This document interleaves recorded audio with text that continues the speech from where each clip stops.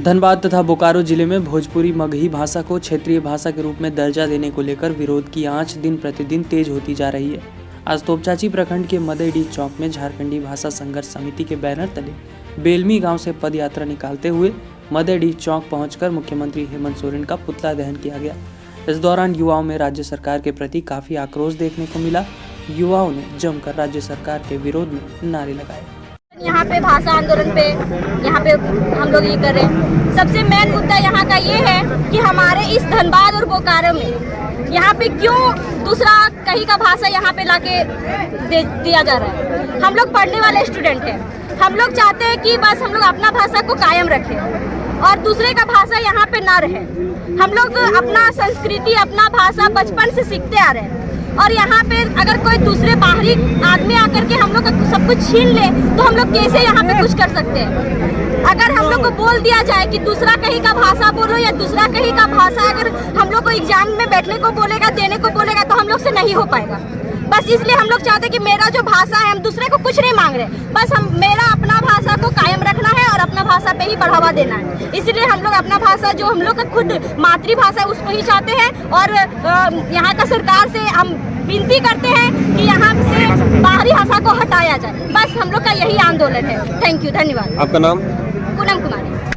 भी अगर सरकार को सोचना है, यदि झारखंड सरकार को सोचना है, अरे भाई मगही का मगध की भाषा है, भोजपुरी भोजपुर की भाषा है, उसको उठा के यहाँ काय पटक रहे हैं। आपको सोचना है, आप अगर गुरुजी के बेटा हैं, गुरुजी ने संघर्ष किया है विनोद बाबू के साथ, तो आप जो उड़ीसा में जो लोग रो रहे हैं झारखंडी बनने के लिए, जो बंगाल में रो रहे हैं झारखंडी बनने के लिए, जो झारखंड हिस्सा बनना चाहता है बन नहीं पाए, उनके बारे में सोचिए। उनके बारे में सोचिए। आप क्योंझार जाइए, मयूरभंज जाइए, आप पुरुलिया जाइए, बांकुड़ा जाइए, वहाँ भी लोग झारखंड मूवमेंट में भाग दिए थे क्योंकि वे लोग भी ये झारखंड बिहार से कभी नहीं मांगा गया था। गलत फहमी ना पाला जाए। झारखंड 4 जिलों को काट कर मांगा गया था जिसमें बिहार, बंगाल, उड़ीसा और उस समय का मध्य प्रदेश जो आज छत्तीसगढ़ का सरगुजा है और एक जिला है, तो इनको काटकर हमने अलग झारखंड मांगा था। लेकिन झारखंड हमें बिहार से मिल गया, 40% जमीन हमें मिल गया। लेकिन क्या हुआ, जिस प्रकार अंग्रेज औपनिवेश लेकर आए थे, कंपनी लेकर आए थे, आज यहाँ कंपनी खोलना, कल वहाँ कंपनी खोलना, धीरे धीरे भारत को पूरा गुलाम बना लिया। आज जो बाहरी लोग हैं, बाहरी राज्य के लोग हैं, काम करने आए, कंपनी खोले, करते करते धीरे धीरे झारखंड को पूरा निगल चुके हैं। आप कहीं भी देखिए, आपके सरसाऊ बिहार से आप देखिए, वहाँ बाहरी लोग जमीन नहीं लगा है। तो हम पूछते हैं, लोग हैं जंगल पर्वत पहाड़ों में रहने वाले लोग हैं, आप मेरी जमीन पे डाका डालिएगा, मेरी भाषा संस्कृति अटैक हो चुका है, उनका गाना घर घर बजने लगा है, तो हम लोग कहाँ जाएंगे? मेरा यही प्रश्न है। और भारत का संविधान आर्टिकल 16(3) भी कहता है कि यदि राज्य के लोग पिछड़ रहे हैं तो राज्य का कर्तव्य बनता है राज्य पिछड़ाव का हवाला देते हुए कहती है संविधान कि आप उनको मजबूत करने के लिए प्रयास करें। और आर्टिकल 309 भी कहती है अगर राज्य के लोग पिछड़े हुए हैं, राज्य के लोग अगर मुख्य धारा में नहीं है तो उन्हें जोड़ने के लिए नियोजन में अर्थात सीधी बात नौकरियों में राज्य के लोगों को प्राथमिकता दी जाए। लेकिन आज बड़े दुर्भाग्य की बात है, हेमंत सोरेन इन सब चीजों को ना करते हुए पता नहीं किस गुमान में है। तो एक कहावत है ना, जिस दिन जनता भूखी हो जाती है सिंहासन को खा जाती है। आज झारखंड की जनता, विशेषकर 2 जिलों की जनता भूखी हो चुकी है। अगर सरकार नहीं चेतती है तो सिंहासन को खाने का काम करेगी।